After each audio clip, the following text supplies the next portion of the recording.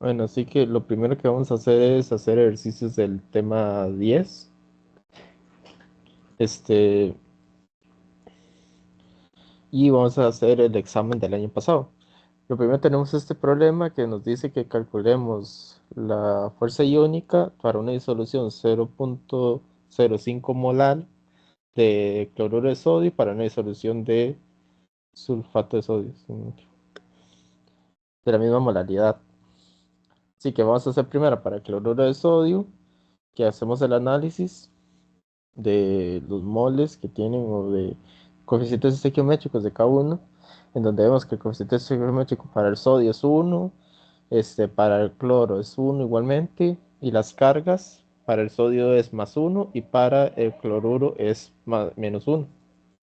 Así que hemos visto que tenemos esta fórmula para determinar la fuerza iónica, que es igual a la molaridad entre 2 por por los coeficientes estequiométricos, por la carga de positiva, más los coeficientes estequiométricos del negativo por la carga del negativo a la 2. Así que sustituimos los valores y nos da que tenemos una fuerza iónica de 0,050 mol entre kilogramos. Y para la parte B hacemos exactamente lo mismo para la otra sal, en donde tenemos 2 moles del sodio, dos coeficientes estequiométricos, estos dos de aquí. Tenemos una carga, tenemos un mol, o bueno, un coeficiente del sulfato. Tenemos que la carga del sodio es +1. Tenemos que la carga de este sulfato es -2. Y hacemos exactamente lo mismo con esta misma fórmula. Sustituimos los valores y se nos da que tenemos una fuerza iónica de 0,15 mol en kilogramos. ¿Alguna duda con este? Todo claro. Ok. Así que vamos con este otro ejercicio que dice que calcule la fuerza iónica y coeficiente de actividad medio de cloruro de calcio en estado acuoso con una molaridad de 1 milimol entre kilogramo. Así que lo primero que hacemos es hacer el análisis que habíamos visto anteriormente, que es que tenemos un mol, por decirlo de alguna forma, del calcio, 2 del cloro, una carga +2 del calcio, una carga -1 del cloruro, la molaridad, que ya aquí ya la tenemos en mol entre kilogramo, y y tenemos esta fuerza iónica estándar que va a ser para que todo esto nos dé de manera. Es necesario que esto lo tengamos de manera, en este caso, para cálculos como el coeficiente de actividad medio, necesitamos que esté de manera dimensional. Así que utilizamos este estándar, donde primero sacamos la fuerza iónica, que con la misma fórmula que hemos visto anteriormente, donde tenemos la molaridad entre 2 por por bueno, los moles, el coeficiente geométrico, por la carga a la 2 de toda la parte positiva, más lo mismo, pero la parte negativa. Aquí tenemos sustituido los valores. Recuerden muy bien que esto se tiene que elevar a la 2. Esto es muy importante que lo eleven a la 2 y cuando lo metan a la calculadora pongan los paréntesis. Sí es muy importante que pongan los paréntesis porque recuerden que cualquier cosa elevada a la 2 va a ser positivo. Si no, cualquier cosa cualquier número negativo que usted eleve a una, que usted eleve a la 2, si no me equivoco, le va a dar positivo. Digo, no, le debería dar negativo, bueno, le debería dar negativo, perdón. Así que sí es muy importante que se haga esto de esta manera, que se pongan que se pongan estos entre paréntesis, porque están utilizando números muy pequeños y nos va a ser como números como 2 4 y así. Entonces ellos van a quedar positivos. Bueno, así que con esto calculamos la fuerza iónica que nos da 0,003 mol por kilogramo. Y ahora vamos a determinar el coeficiente de actividad medio, este que tenemos aquí, que se va a utilizar esta fórmula que creo que usted la tiene como menos 0,510, pero es que yo lo siempre he utilizado esta. Igual ustedes esto lo tienen en el formulario, donde tenemos este número menos este número, que es como una constante de la fórmula, por, ojo esta parte, que esto tiene que estar esto está entre estas líneas, que esto significa que es un valor absoluto. Así que la intención es que la multiplicación de las cargas, por mucho que se multiplique 2 por menos uno, en sí el valor tiene que ser 2, o sea, tiene que ser un valor positivo. Pues se utiliza un valor absoluto. Y por la, la raíz cuadrada el, de lo que tenemos aquí, que es la fuerza iónica entre la fuerza iónica estándar para que esto dé de manera dimensional. Así que sustituimos los valores. Aquí tenemos todos estos valores. Y entonces se determina el valor de todo esto, que nos da menos 0,05576. Y con la calculadora, como les he dicho de ustedes, con la opción de Chip Sol, pueden determinar cuál es el coeficiente de actividad medio. ¿Si queda alguna duda con esto? No, Ok. Vamos con este otro que dice que calcule la fuerza iónica en una disolución que es 0,005 molar entre kilogramos. Esto es que no sé por qué. Pero esto es 0,05 molar, ¿ok? De esta sal, de sulfato de potasio, 0,0010 de esta sal y 0,025 de esta otra sal. Así que vamos a utilizar esta fórmula que hemos visto anteriormente, donde tenemos la molaridad entre 2 por bueno, el coeficiente estequiométrico, yo le digo de esa manera porque me parecía más fácil decirlo, por la carga del positivo a la 2 más el coeficiente estequiométrico negativo por la carga negativa a la 2. Así que empezamos con el análisis, primero para del sulfato de potasio, donde aquí hemos visto el análisis que tenemos de cada uno de ellos, donde tenemos los valores para los coeficientes estequiométricos y los valores de las cargas y la molalidad. Aquí sustituimos los valores en la fórmula, que es esta misma fórmula que vamos a hacer, la que vamos a utilizar para todos, y nos da una fuerza iónica de 0,015 mol entre kilogramo. Así que ahora para esta nueva sal, que que si no me equivoco es el fosfato trisódico. Sí, es el fosfato trisódico, donde de igual manera tenemos cuál sería el coeficiente estequiométrico del sodio, que es la parte positiva. Recuerden que las sales, lo primero que tenemos aquí es la parte positiva, y después aquí tenemos la parte negativa. Esas son cosas que hemos visto desde química general. Entonces aquí la parte positiva, tenemos aquí ¿cuál sería el del sodio, que sería la parte negativa? El coeficiente estequiométrico del fosfato. Tenemos aquí la carga que del sodio va a ser más uno y la carga que del fosfato va a ser menos 3. Recordemos a partir también de lo que hemos visto anteriormente en química, que las sales, o sea, cuando no tienen una carga 1,1, generalmente la carga del anión va a ser el coeficiente estequiométrico, o lo que vamos a tener es esta parte acá del catión. Y bueno, y que tenemos aquí la molaridad. Así que de nuevo sustituimos en la fórmula y se nos da ese valor. y tenemos este valor de molaridad de 0,006 mol entre kilogramo.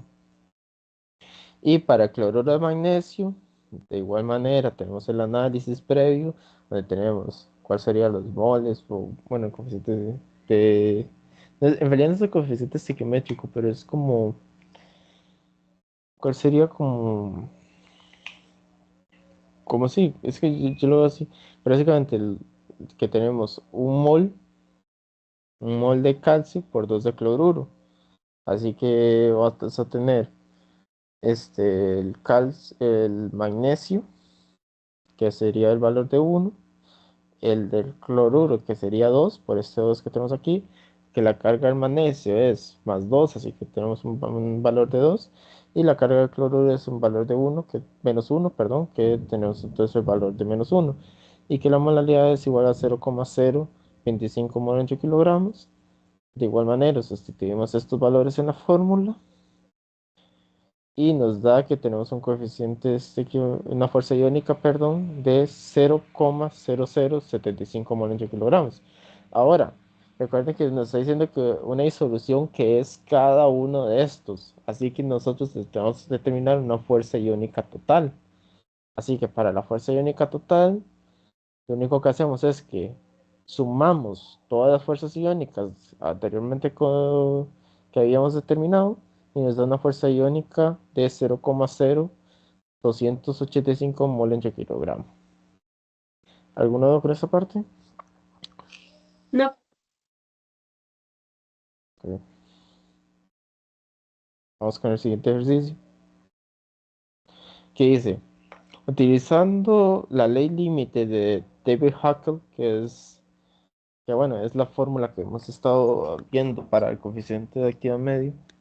Calcule el coeficiente de actividad medio para una en disoluciones que son 5 por 10 a la menos 3 molar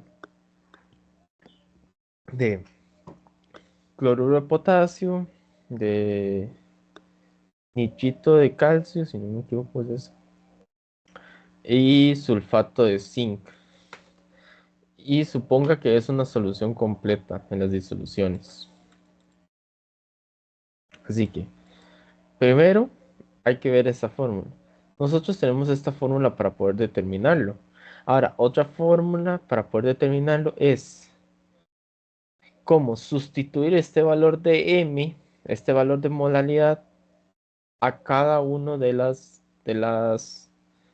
a cada uno, por cada uno, bueno, en realidad es como sustituir el valor de M por este, este valor de los moles de cada uno de los componentes, se sustituyen de esa manera,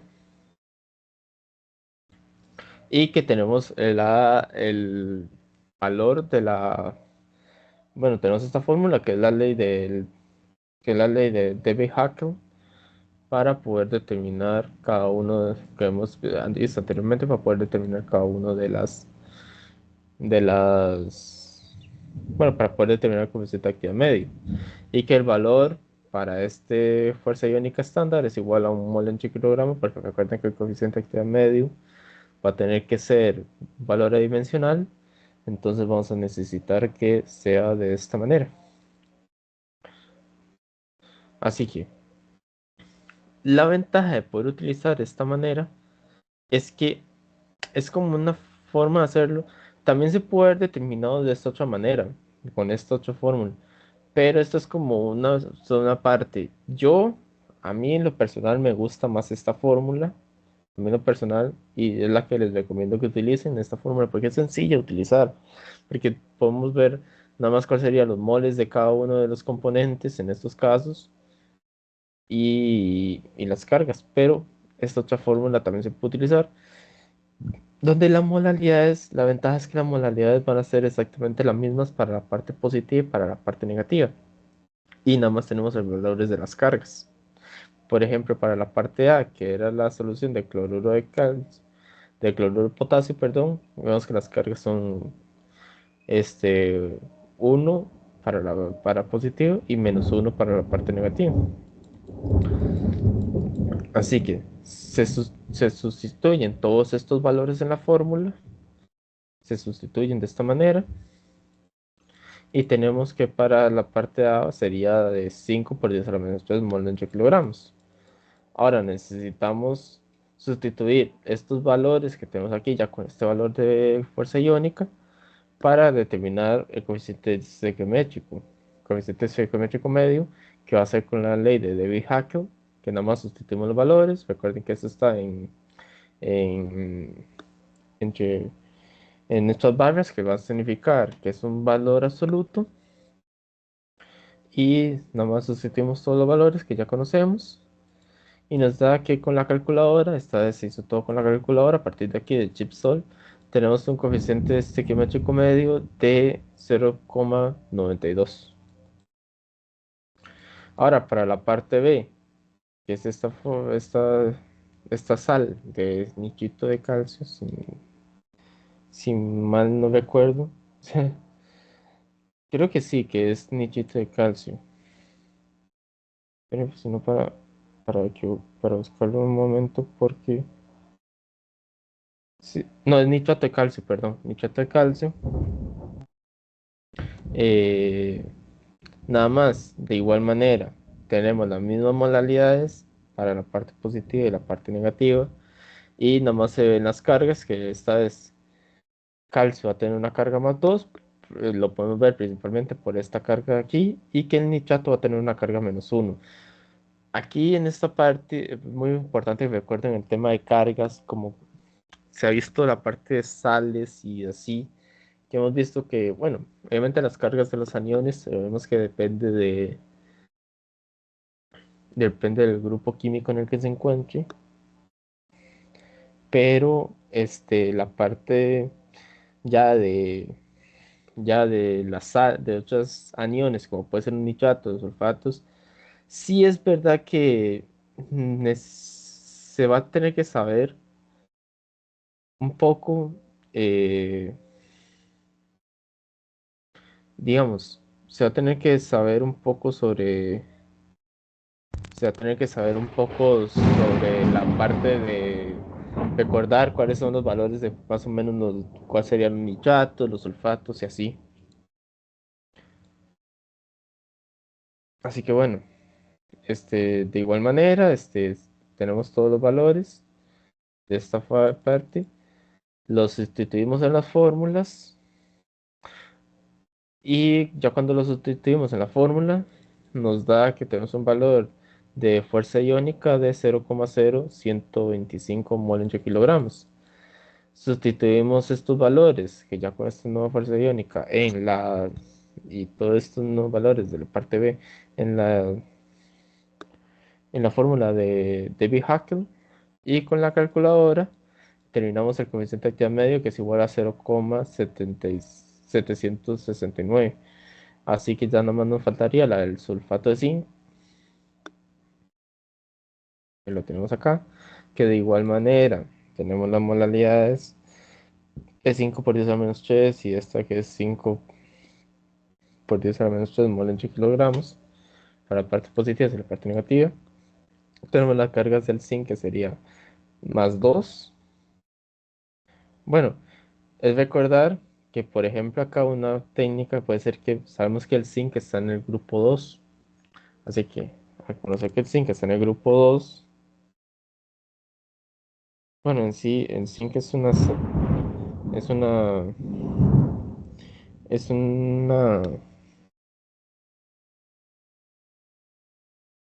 digamos, o sea, el zinc en sí, en realidad sabemos que tiene una carga +2. O esta yo creo que la mejor forma, más fácil para saber cuando son con sales, cuando son con sales, que son con los metales, cuando son con metales, es utilizar el anión.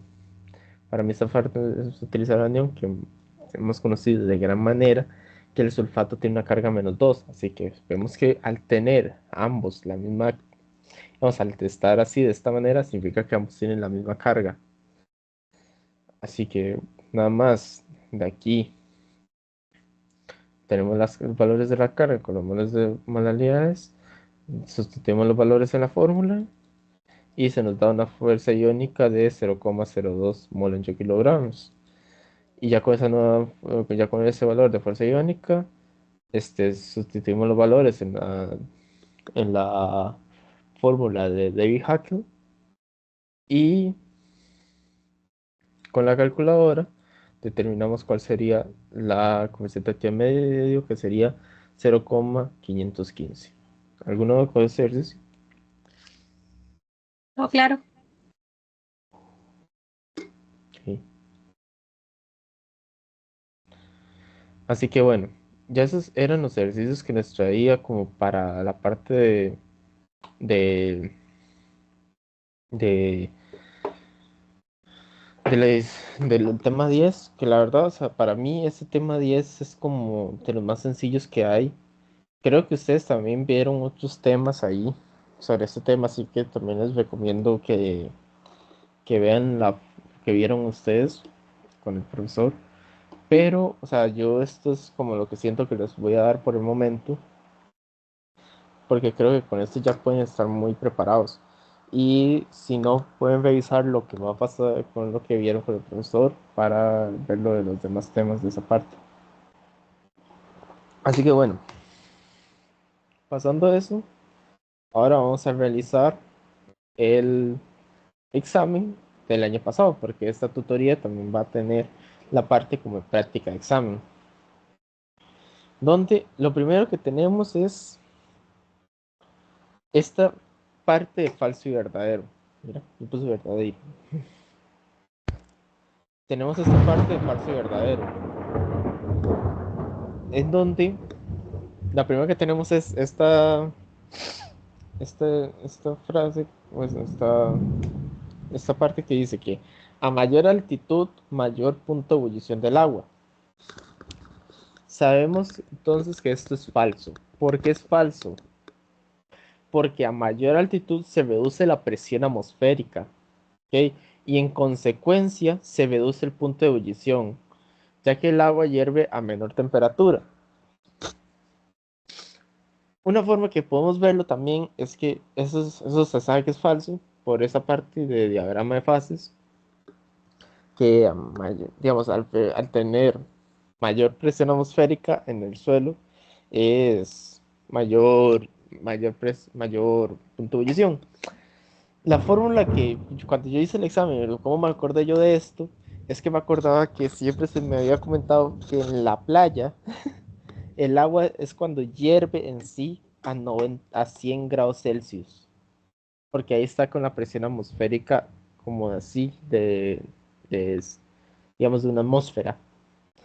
Pero en zonas más altas como, no sé, en Heredia o así, o en Alajuela mismo, en estas zonas, el agua hierve un poquito, o sea, el valor no cambia mucho, pero el agua hierve un poquito más, a una menor punto de ebullición. Así que esa fue es otra forma que tenemos. Pues tenemos esta otra que dice que no es posible sublimar el agua. De igual manera, sabemos que es falso, que digamos, sí es posible poder sublimar el agua. Para la forma de sublimar el agua es que, bueno, si recordamos el diagrama de fases del agua, por debajo del punto triple, sí se puede llegar a sublimar del agua. Recordemos que la del agua, haciéndolo un poco así con el mouse, se ve como de esta manera. Así que por esta zona, por debajo del punto triple, se puede llegar a sublimar el agua. Después tenemos esta otra frase que dice que la entalpía de vaporización del agua se puede leer en las tablas de vapor. Eso sabemos que es verdadero, porque sabemos que digamos, cuando hemos utilizado las tablas de vapor en algunos ejercicios que incluso hemos visto acá en las tutorías, nosotros podemos determinar la entalpía de vaporización del agua. La hemos utilizado incluso. Después tenemos esta otra frase que dice que el agua a temperatura y a presión ambiente se comporta como un gas ideal. Esto, espera que creo que tengo que irme para acá, es falso. Esta frase es falsa. Por ejemplo, los gases ideales no se condensan. Hay unas vegas que hemos visto de gases ideales Y una regla que habíamos hablado anteriormente es que los gases ideales no se pueden condensar y el agua sí se condensa. Entonces, estamos hablando de que el, el agua no se comporta como un gas ideal. Esto ya a nivel experimental, ¿verdad? Hemos hecho ejercicios aquí donde hemos supuesto que es un gas ideal, pero esto ya es a nivel experimental.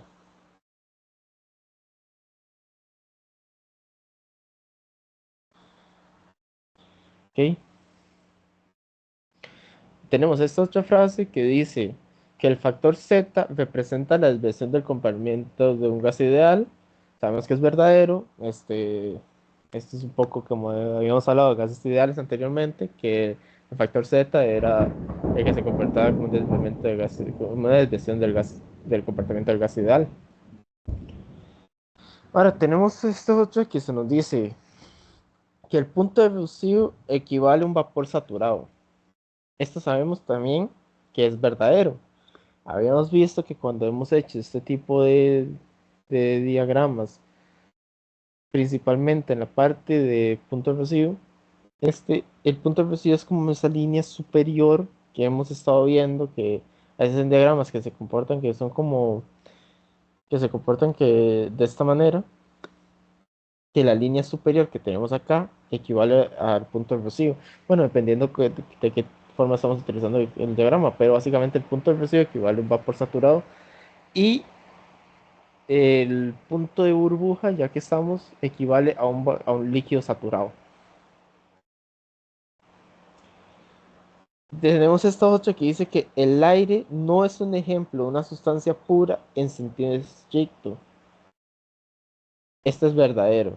El aire no es un ejemplo de una sustancia pura, porque recordemos que una sustancia pura necesita tener otro tipo de cosas, así que el aire no tiene, digamos, por ejemplo, el aire tiene una mezcla de componentes que puede ir cambiando dependiendo, no lo mismo el aire que nosotros tenemos acá, al aire que puede haber no sé, en México, por decir algo. Así que sabemos que el aire no se comporta como una sustancia pura. Tenemos otra que dice que para definir un estado de vapor sobrecalentado necesita una propiedad, presión o temperatura. Ojo a esta parte. Dice porque es falso. ¿Por qué es falso? Porque para definir un estado de un vapor sobrecalentado vamos a necesitar dos propiedades. Vamos a necesitar sí o sí dos propiedades, que va a ser la presión y la temperatura. Puedes ver lo que hemos visto de los diagramas de presión contra temperatura que hemos estado utilizando, que sí o sí se necesita que estén dos propiedades, no solamente una, que estén dos propiedades. Y por eso, aquí habría que leer bien, porque claro, ustedes aquí podrían enredarse. Aquí dicen que para definir un estado necesito una propiedad. Y sí, necesito una nada más, ya está. Sí se necesita mínimo una. Se necesita mínimo una, así que ustedes pueden decir que es verdadero. Pero no, porque aquí lo que quiere decir es que se necesita solamente una propiedad. Y la parte más para poder guiarse es esta que dice presión o temperatura. Y no, se necesitan ambas. Tengan mucho cuidado si les meten un falso y verdadero en el examen porque les puede pasar esto, que les pongan ciertas frases un poquito enredadas para poder intentar que ustedes se puedan con ellas y poder equivocarse. Aquí tenemos otro que dice que termodinámicamente un gas y un vapor son lo mismo. Termodinámicamente, o esa parte. No, sabemos que termodinámicamente es falso, porque un vapor se puede condensar y un gas no se condensa. ¿Ok? Recuerden que hemos estado hablando de los gases ideales y como anteriormente habíamos comentado, recuerden que los gases ideales son gases que no se pueden condensar. En cambio, el vapor sí se condensa. Bueno, un vapor saturado es un vapor que se está empezando a condensarse. Así que eh, tenemos que tener en cuenta esa parte de que un gas, en la parte termodinámica, el gas y el vapor no son lo mismo. Son bueno, compuestos, por decir, componentes completamente distintos. Vemos aquí que dice que el potencial químico es una propiedad parcial molar. Esto es verdadero, lo habíamos hablado anteriormente, que el potencial químico es una propiedad parcial molar. Las hemos trabajado incluso como una propiedad parcial molar. Aquí también dice que el potencial químico es igual a la entalpía, la energía libre de Gibbs a una cierta temperatura, más el valor de F por T por el logaritmo natural de P. Y esto es falso, porque esta es solamente válida cuando se está trabajando con gases reales. Cuando se está trabajando con gases ideales, como hemos estado hablando anteriormente, se necesita que sea F por T por el logaritmo natural, no de la presión, sino de la factor de coeficiente de actividad. Sí, el factor de coeficiente de actividad. Así que esto es falso, porque claro, ustedes pueden pensar que es verdadero porque hemos trabajado en algún momento así, los hemos visto de esta manera, pero esto solamente sirve cuando se está trabajando con gases ideales, no con gases ya reales. Así que por eso es falso. Y que ustedes pueden ver que aquí se dice que es siempre igual y no es siempre igual. Tenemos aquí esto otro que dice que una mezcla de gas ideal es un proceso irreversible, que, que de gases ideales, perdón, que la mezcla de gases ideales es un proceso irreversible, que vas a tener una entropía total mayor o igual a cero, puede ser mayor o igual a cero, mayor a cero, perdón, y una entropía, y este me faltó ponerlo, pero este es verdadero, este es verdadero, este es verdadero, porque si en un proceso irreversible, que los gases ideales, recordemos que pueden trabajar como un proceso irreversible, eh, básicamente sí, es verdadero. Después aquí dice que la actividad puede tomar distintos valores según el estado estándar. Y tenemos que es verdadero. Recordemos que hay una propiedad que hemos visto como es la propiedad común. Y entonces, por ejemplo, dependiendo de cuál sea el valor estándar que hemos estado utilizando, pero se puede utilizar un valor estándar para la actividad de 100 o de 1. Así que eso le va a cambiar el valor. Pero sí, dependiendo del propiedad estándar que uno utiliza, se da que la actividad puede tener distintos valores. Esta que dice que según la regla de fases, que es en la que también se ha estado trabajando anteriormente, en el punto triple hay un grado de libertad. En el punto triple, sabemos que es falso. Tenemos que en realidad tiene 0 grados de libertad, donde los grados de libertad van a ser 2 menos la cantidad de componentes que haya en ese punto, más, si no me acuerdo bien qué significa esto, pero básicamente más el estado en el que se va a encontrar. Y vamos a tener que, esto nos da un valor de 0, así que esto nada más ustedes aplican la fórmula que ustedes ya conocen y les va a dar que tiene 0 grados de libertad, por ende va a ser negativo, digo, va a ser falso, perdón. Y por último dice que un líquido subenfriado es un líquido por debajo del punto de ebullición. Ojo a esta parte, subenfriado. Es más, te lo voy a marcar aquí con negrito. Un líquido subenfriado. O sea, cuando estamos hablando de un líquido subenfriado, es exactamente verdadero. Es un líquido que está por debajo del punto de ebullición, ya que es un líquido que no está a punto de condensarse. Digo que no está a punto de ebullir, perdón. Es un líquido totalmente tranquilo. ¿Alguno duda con esta pregunta? Todo claro.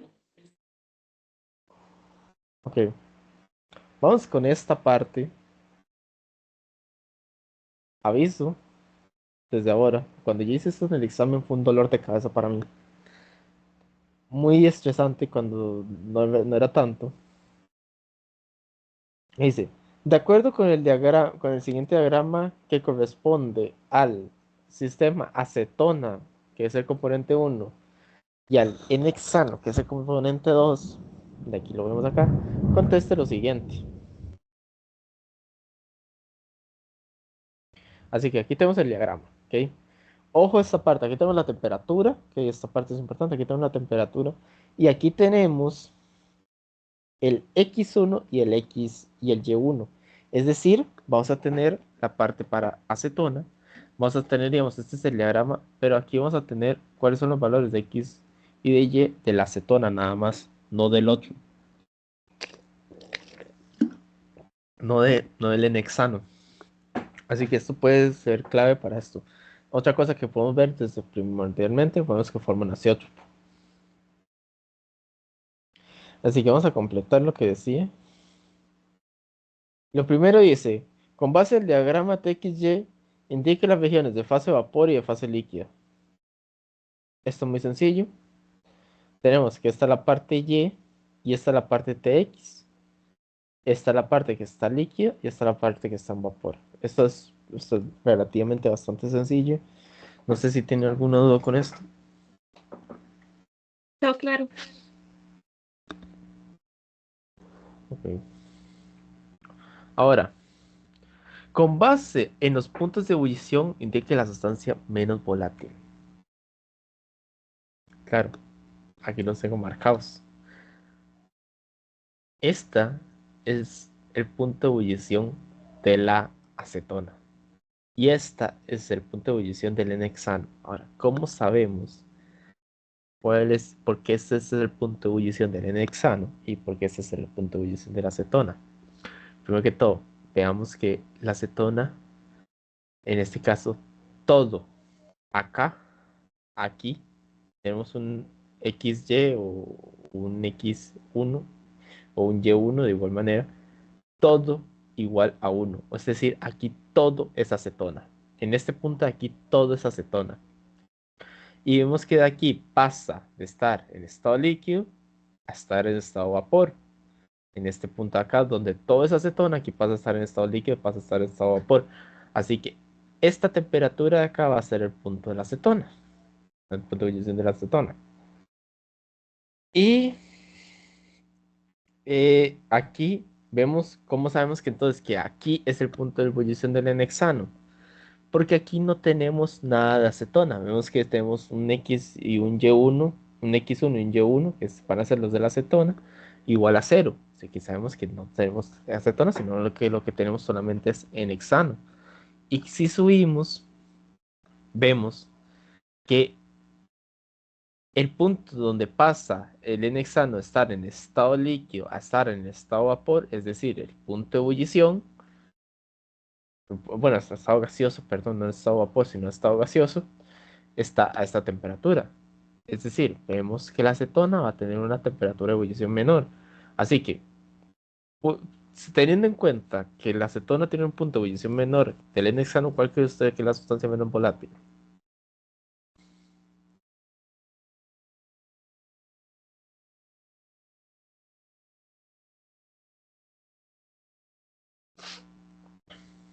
Bueno, Acetona. creo que está confundiendo esta parte. La sustancia menos volátil va a ser el N-hexano, porque recordemos que va a tener un punto de ebullición mayor. Al tener un punto de ebullición mayor, va a ser el N-hexano la sustancia menos volátil. Es que esto a veces se enreda, pero sí, recordemos que la volatilidad depende también del punto de ebullición, en donde, dependiendo de cuál es el punto de ebullición, va a tener una mayor volatilidad o menor volatilidad. Así que sustancias que tienen un punto de ebullición más alto van a ser menos volátiles que las sustancias que tienen un punto de ebullición más bajo. Eh, Básicamente es eso. Así que por eso la sustancia menos volátil va a ser el N-hexano porque tiene un mayor punto de ebullición. Esta pregunta,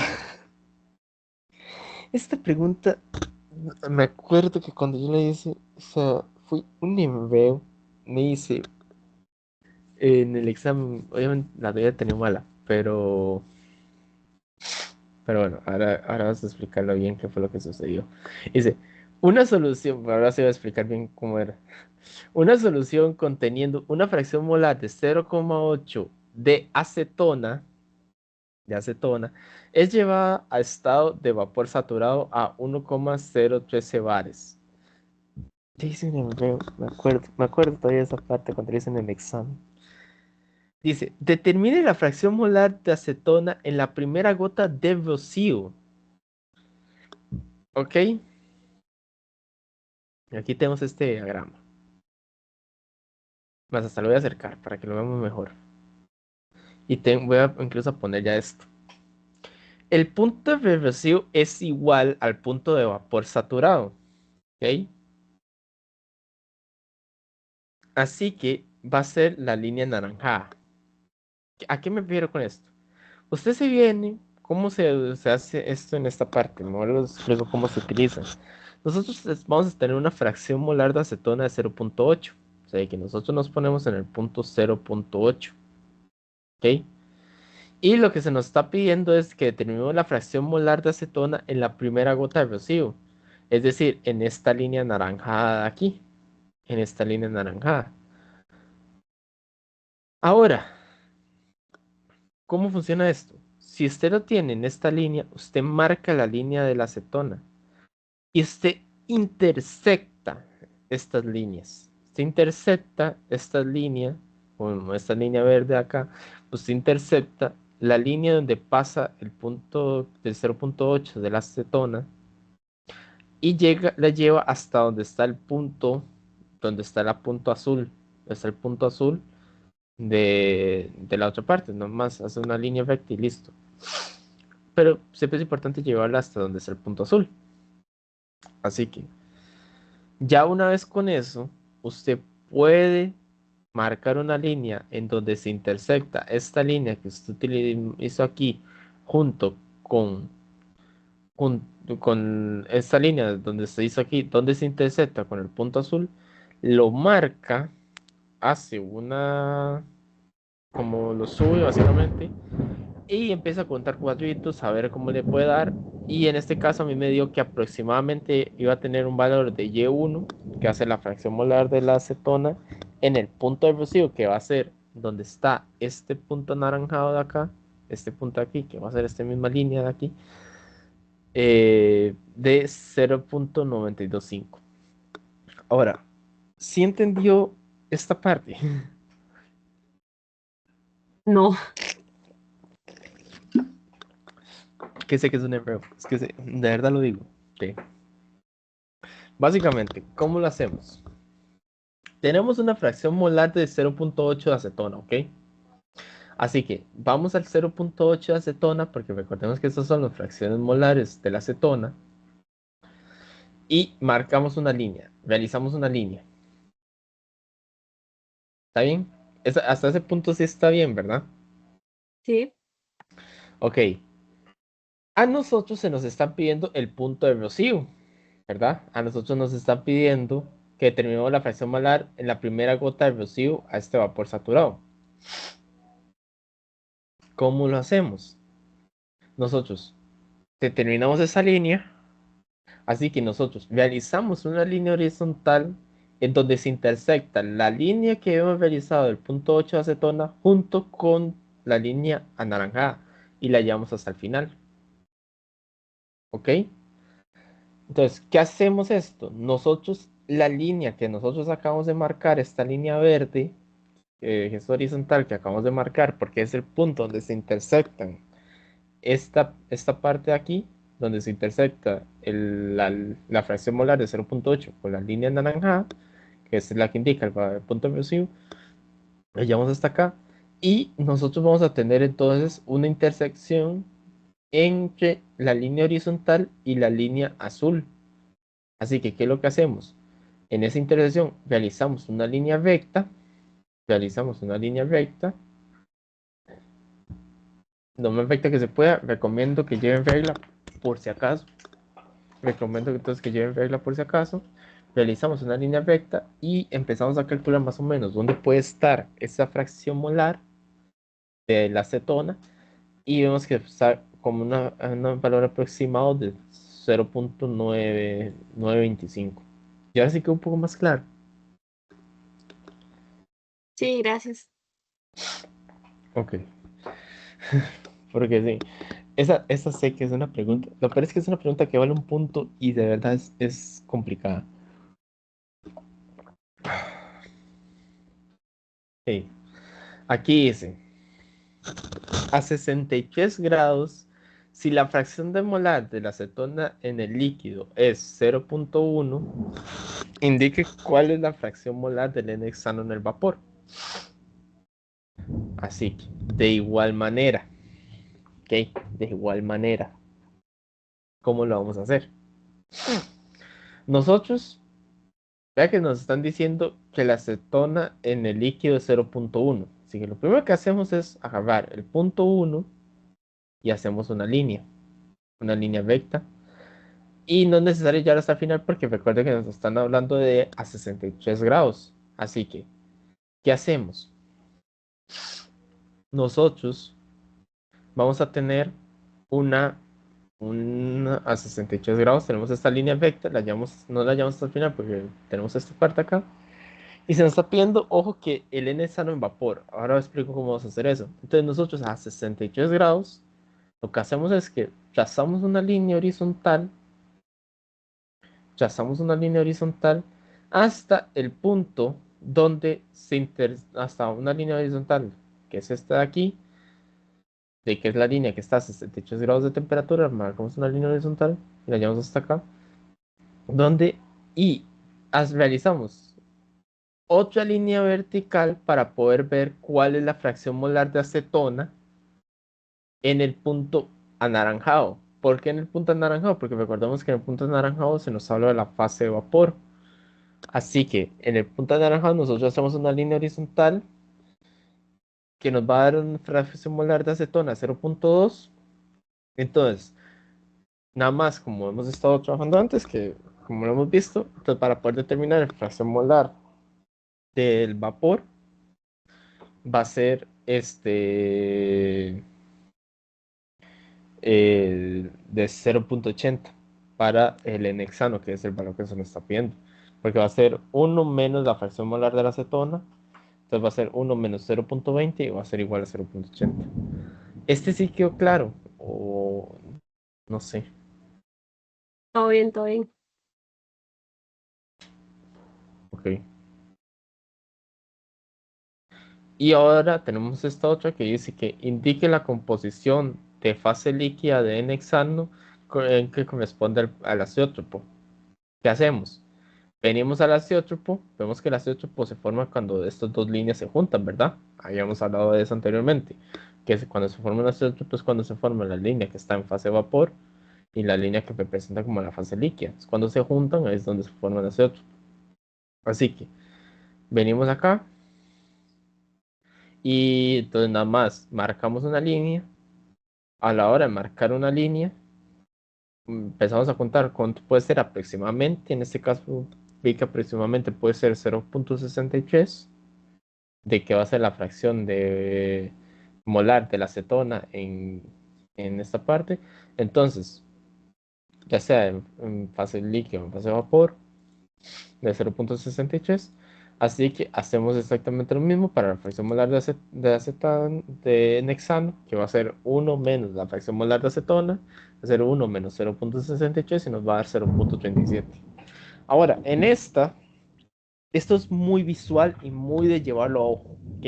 Es al ser tan visual y tanto de llevarlo a ojo, puede ser que les dé un valor de 0.64, 0.65 y se los deberían de valer, porque esto es muy de ojo, ¿ok? Así que no va a haber ningún problema. Porque son valores incluso más o menos aproximados, porque no son valores que sabemos realmente cuáles son. Así que, ¿alguna con esta parte? No,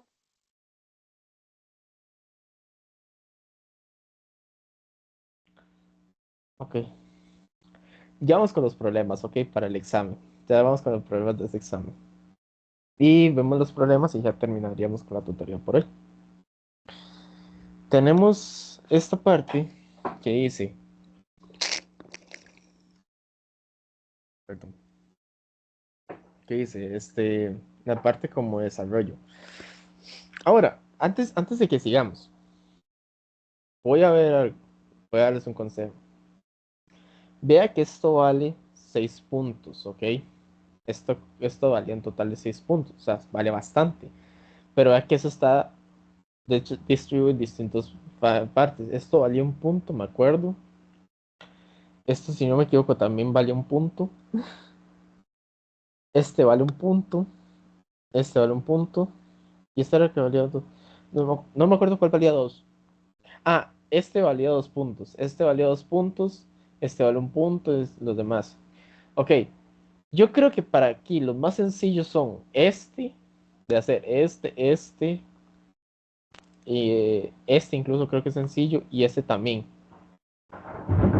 Vea que esto vale un punto. Obviamente esto suena raro. Pero no intenten, si les sale algo así en el examen y ven que valen muy poquitos puntos, no intenten estresarse y continúen con el resto del examen y ya después vienen a ver qué, por ejemplo, pueden hacer con este, con una forma así, ya que vale muy poquito, no, así que voy como que no intenten como que estresarse con este y en caso como recomendación para este tipo de exámenes de físico-química es intentar, sí, yo siempre intentaba llevar un cierto orden, pero si veo que hay un problema que me va a costar más que los demás o así, mejor por ejemplo, iniciar con los problemas, así ya después irme con esta parte. Sí, queda claro eso que quería decir.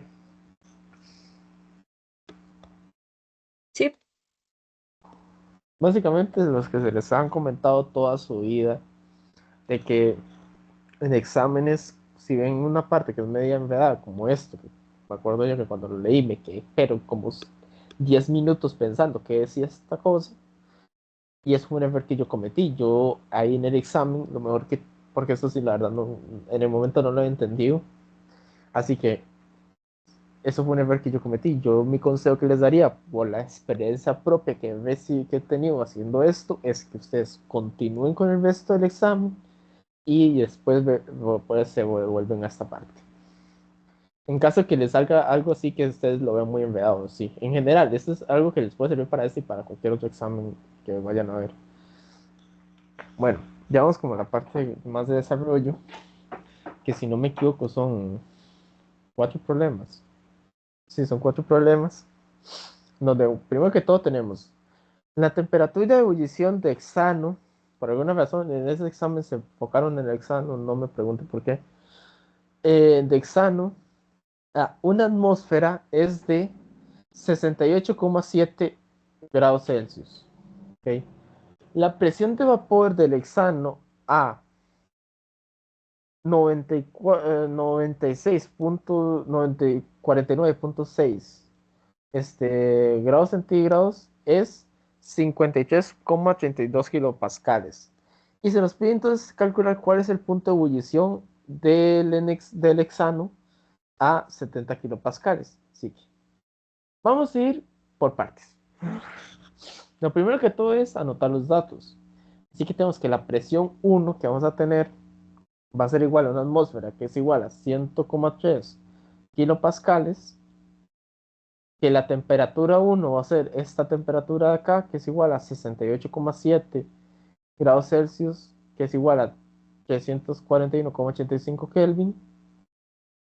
Uy, disculpe.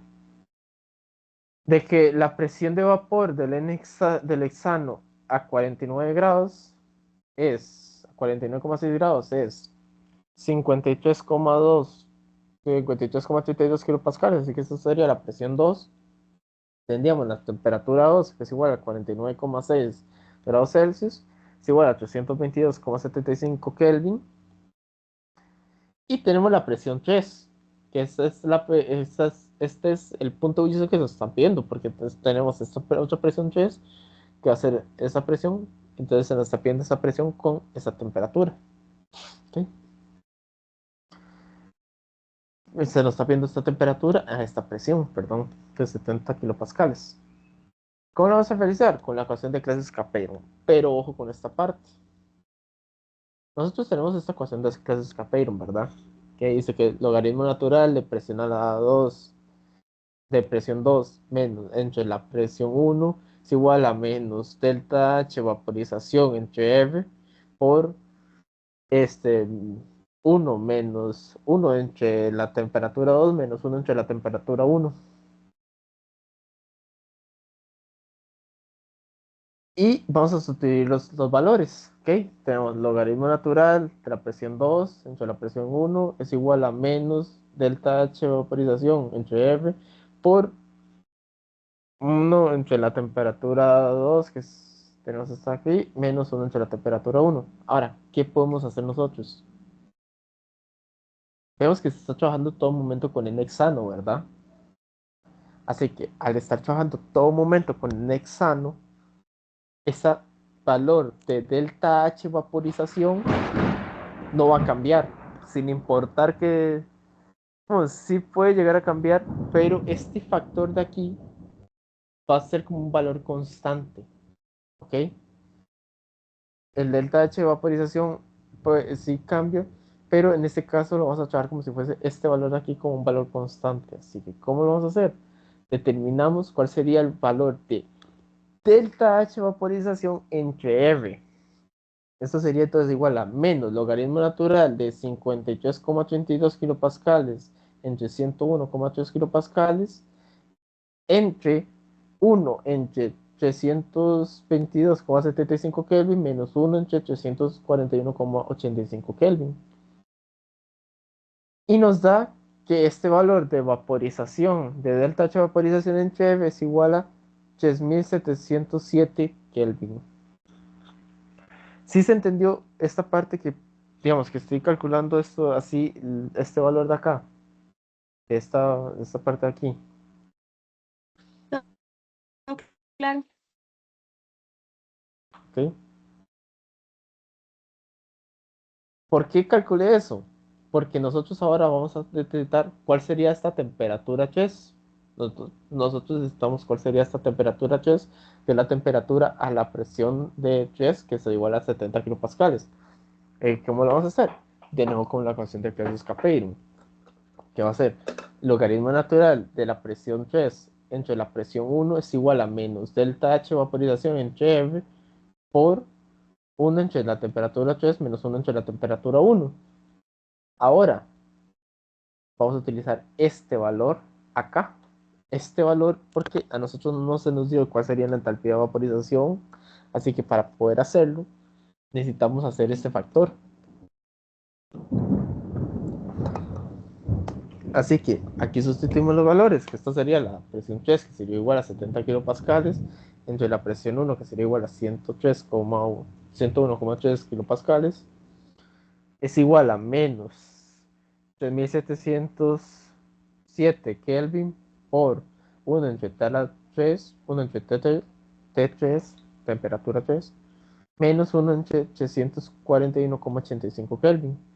Así que con la calculadora determinamos que la temperatura 3 es igual a 330,58 Kelvin, que esto es igual a 57,43 grados Celsius. ¿Sí se entendió esa parte?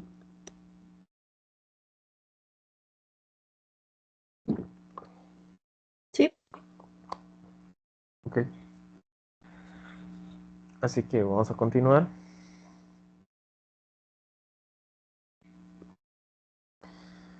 Vamos con esta otra parte que dice, que es otro problema. Nos dice, el etanol y el metanol pueden considerarse que forman soluciones ideales a 20 grados Celsius. La presión de vapor del etanol es 5,93 kilopascales, perdón, y la del metanol es 11,83 kilopascales a esa temperatura, 20 grados Celsius.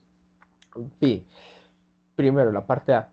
Calcule la fracción molar de metanol y etanol de una solución líquida cuando se mezclan 100 gramos de cada uno. O sea, 100 gramos de etanol y 100 gramos de metanol. Se nos pide también calcular las presiones parciales y la presión total en la disolución. Ok, también se nos pide calcular la fracción molar del metanol en vapor. Ok, Así que vamos a ir primero con la parte A. Para la parte A, ¿cómo lo vamos a hacer? ¿Cómo lo vamos a hacer? Vamos a determinar los moles de 100 gramos de metanol y los moles de 100 gramos de etanol. Aquí tenemos las masas molares del metanol y la del etanol, cada uno en gramos entre mol.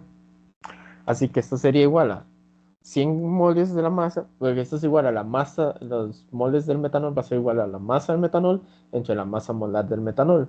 Van a ser 100 gramos entre 32,0, pues ese coma cero por poner algo, gramos entre mol. 100 gramos entre 100 entre 82, que nos da que los moles de metanol es igual a 3,125 mol. Ahora, los moles del etanol, esta vez va a ser igual a los masa del metanol entre la masa molar del metanol, así que va a ser igual a 100 entre 46 gramos entre mol, que nos da entonces que los moles de etanol es igual a 2,174 mol. Así que determinamos cuáles son los moles totales, que sería igual a 3,125 mol, más, que son los moles del metanol, la suma de los moles del metanol más la suma de los moles del etanol. Así que va a ser igual a 3,125 mol más 2,174 mol, porque es la suma de estos dos moles que hemos calculado anteriormente, los moles de cada componente. Y nos da que los moles totales es igual a 5,299 mol. Así que para la fracción molar del metanol, lo que vamos a hacer es igual a la fracción molar del metanol, va a ser igual a los moles del metanol entre los moles totales. Va a ser igual a 3,125 mol entre 5,299 mol. Esto nos da que los moles del metanol es igual a 0,590. ¿Ok? Así que ahora determinamos la fracción molar del etanol, que va a ser entonces la fracción molar del etanol va a ser los moles del etanol entre los moles totales. Y entonces va a ser igual a 2,174 mol entre 5,299 mol. Entonces nos da que la fracción molar del etanol es igual a 0,140 mol, 0,140. Y ya tendríamos esta parte de acá, ya tenemos las fracciones molares. Ahora, ¿cómo lo podemos comprobar? Porque yo lo hice así de esta manera larga. Otra forma que podría hacer es que se podría comprobar haciendo que nada más que se pueden haber calculado los moles del metanol, del etanol siendo uno menos los moles del metanol, igualmente hubiese estado bien, pero esta vez lo hice de esta forma más larga para que se compruebe que también se puede hacer de esta manera. ¿Alguna duda? No, Ok, así que vamos con la parte B, que se nos dice que calculemos las presiones parciales y la presión total en la disolución. ¿Qué vamos a aplicar? Primero vamos a aplicar la ley de Raoult. Así que, aplicando la ley de Raoult, vamos a determinar la presión parcial del metanol, que va a ser igual que la presión parcial del metanol va a ser igual a la fracción molar del metanol por la presión de vaporización del metanol. Así que sustituimos los valores, que va a ser igual a 0,590, que fue lo que calculamos anteriormente, por el valor que se nos está dando de metanol, que es igual a 11,83 kilopascales, este valor de aquí, de la presión de vapor. Recuerden que esto va a ser igual a la fracción molar por la presión de vapor. Así que sustituimos los valores, hacemos el cálculo y nos da que la presión del metanol es igual a 6,98 kilopascales. Ahora determinamos la presión parcial del etanol de la misma manera, aplicando la ley de Raoult, donde vamos a tener que la presión del etanol, la presión parcial del etanol va a ser igual a la fracción molar del etanol por la presión de vaporización de vapor, perdón, del etanol, que va a ser igual a 0,410, que fue lo que calculamos acá, por este valor de la presión de vapor del etanol, que es igual a 5,93 kilopascales, que aquí no lo había dado anteriormente el problema. Entonces vamos a tener que la presión del etanol, la presión parcial del etanol, va a ser igual a 2,43 kilopascales. Y para determinar la presión total va a ser igual entonces a la presión del metanol más la presión del etanol. es una suma.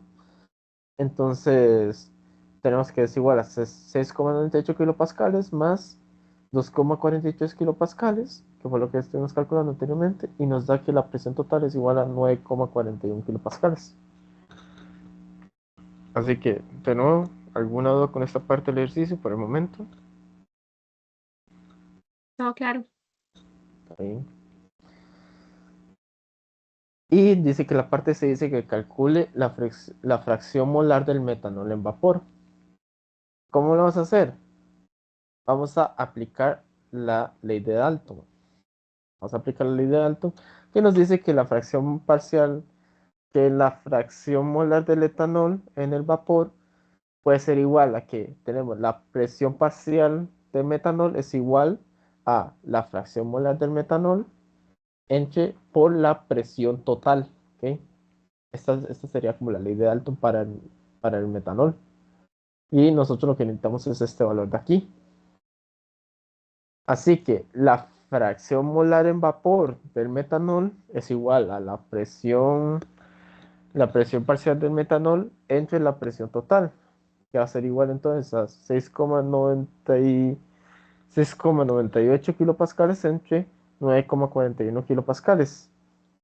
Y nos da que la fracción molar en vapor del metanol es igual a 0,742. Y ya terminaríamos con este ejercicio. Repito la pregunta, ¿hay alguna duda? Ok, claro.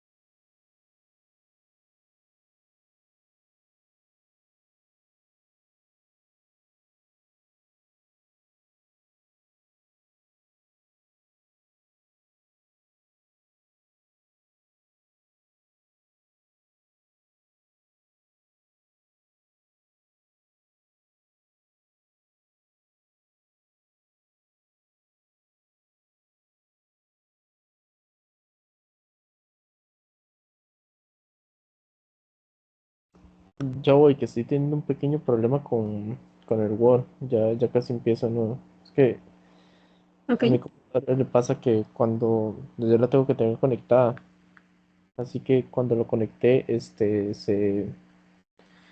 digamos, cuando se fue la luz, se,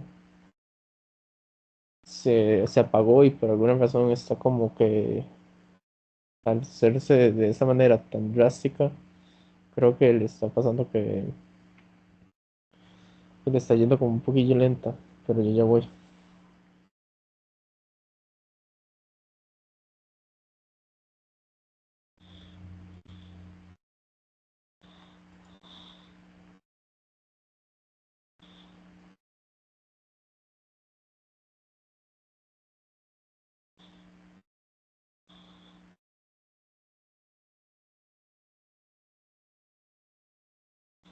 Mira esta zona de aquí, ok, creo que ya lo tengo.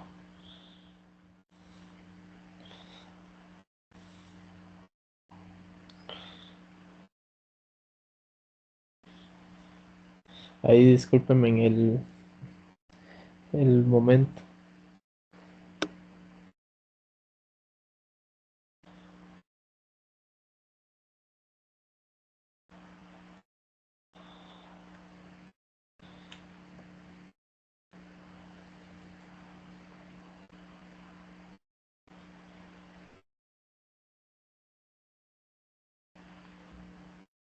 Creo que ya estoy compartiendo, no sé si lo puede ver.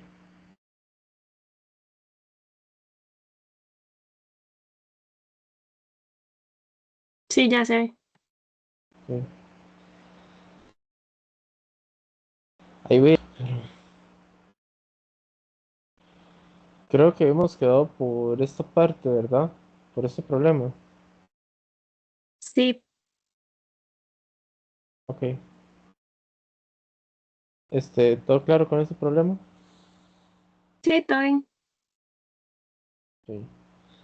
Así que, bueno, vamos con este otro que dice, calcule el cambio de volumen por una mezcla por mezclado para una mezcla binaria que va a ser el componente uno más el componente 2 a partir de los siguientes datos disponibles. Dice que en los volúmenes molares de componentes puros es igual a que V1 es igual a 110 centímetros cúbicos entre mol, que V2 es igual a 90 centímetros cúbicos entre mol, que el volumen parcial molar del componente uno es igual a 190,28 centímetros cúbicos entre mol, que el valor de molar de mezcla es igual a 105,92 centímetros cúbicos entre mol y que la fracción molar del componente uno va a ser igual a 0,40. ¿Ok? Así que tenemos esto que va a ser una mezcla binaria y que aquí lo primero es que vamos a ver cuáles son las fórmulas que vamos a ir utilizando. Vamos a determinar que lo que se nos pide calcular es esa diferencia, ese cambio de volumen por mezclado, es este delta V. ¿Ok? Así que esto va a ser igual al valor de mezcla, va a ser este de aquí, menos el valor de mezcla ideal. Tenemos que el valor de mezcla va a ser igual a la fracción del componente uno por el volumen parcial molar del componente uno más la fracción del componente 2 por el volumen parcial molar del componente 2. Y vemos que el volumen de mezcla ideal es igual a que x1 es igual a v1 más x2 es igual a v2. Y que bueno, que también vamos a utilizar esta fórmula que dice que x1 más x2 es igual a 1. Ahora, si vemos, nosotros lo que necesitamos es el volumen de mezcla ideal y que el volumen de mezcla ideal es este valor de acá y nosotros ya tendríamos todos los datos para ello. Pero yo para que se pueda ir practicando, entonces vamos a hacer algo adicional que es determinar el volumen parcial molar del componente 2 para ir practicando.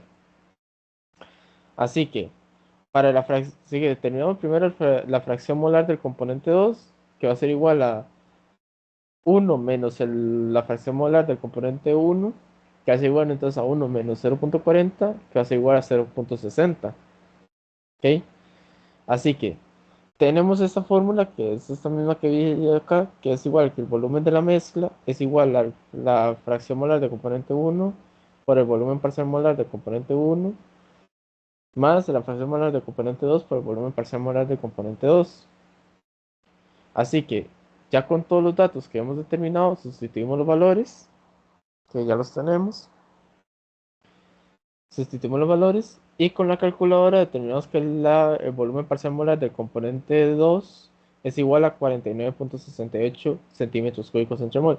Le repito, esto no es necesario calcularlo, no era realmente necesario tener que calcularlo, pero yo lo hice para que pudiéramos hacerlo como práctica. ¿Está bien? Ahora, ¿quedó alguna duda con esto?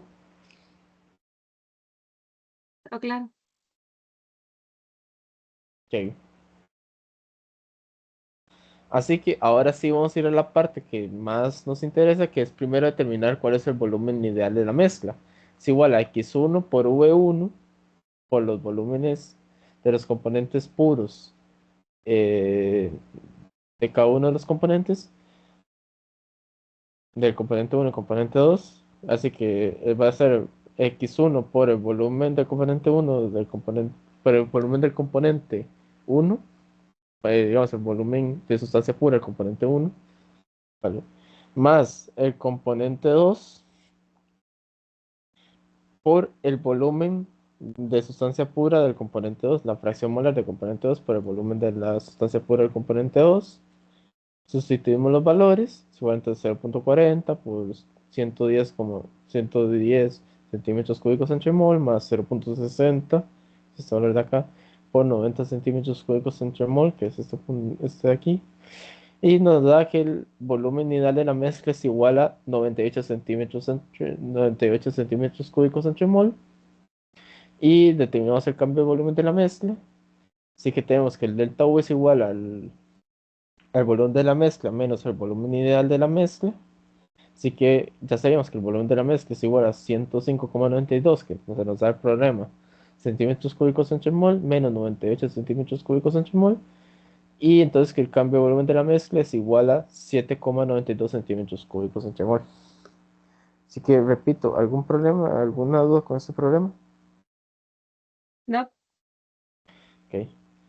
Y ya vamos con el último problema, que es la verdad muy sencillo, que dice que una disolución de sulfato de sodio tiene una fuerza iónica de 0.42 mol entre kilogramos. Y para la parte A se nos pide que calculemos la molaridad y para la parte B se nos pide que calculemos el coeficiente de actividad media, coeficiente de actividad media de los iones. Así que, ¿qué hacemos así? Esta vez sí lo puse un poquito mejor, que tenemos el sulfato de sodio. Sí, esto es una O. Sí, sale un poquito mal.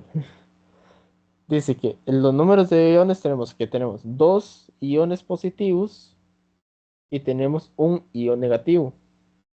Entonces tenemos la carga de los iones, que tenemos que la carga del sodio es igual a más uno, es igual a uno, y la carga de los iones del anión, del sulfato en este caso, es igual a menos 2. Así que, repito, el número de iones sería los dos del sodio que tenemos acá.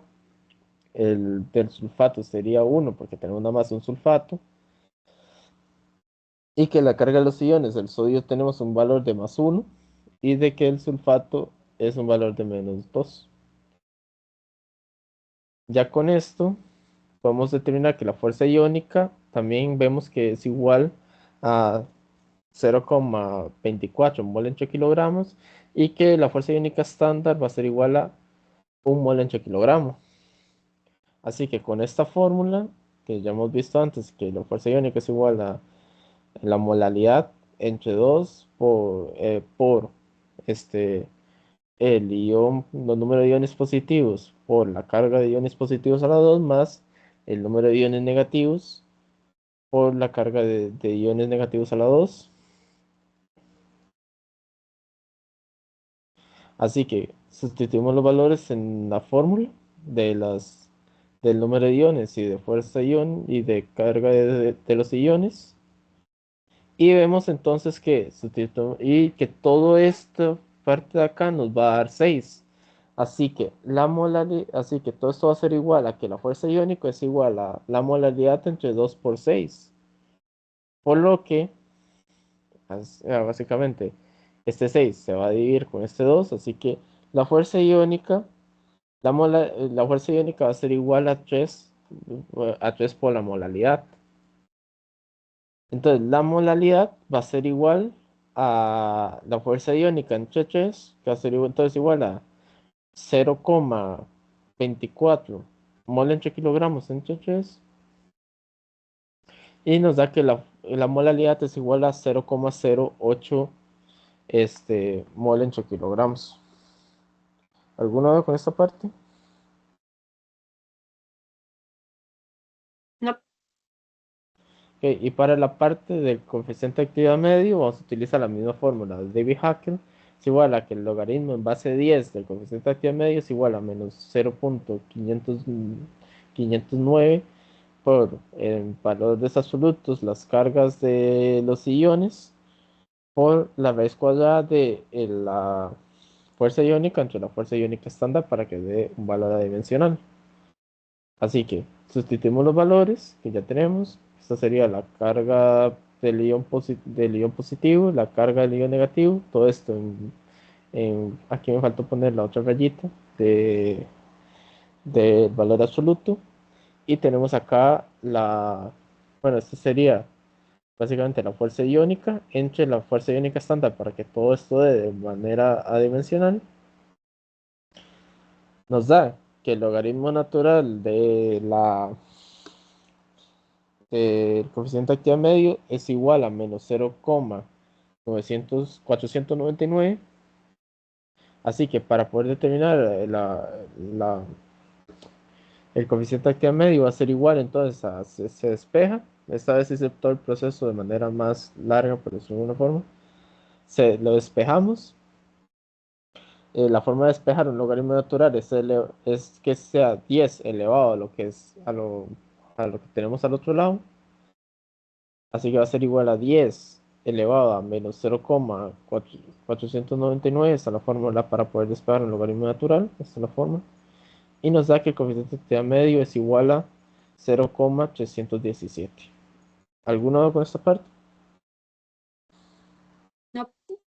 Ok, entonces eso sería todo lo que tendría para hoy. Y bueno, pues para que vean esto, mucha suerte en el examen, todo va a estar bien y todo el mundo va a pasar, van a ver. Voy a detener la grabación.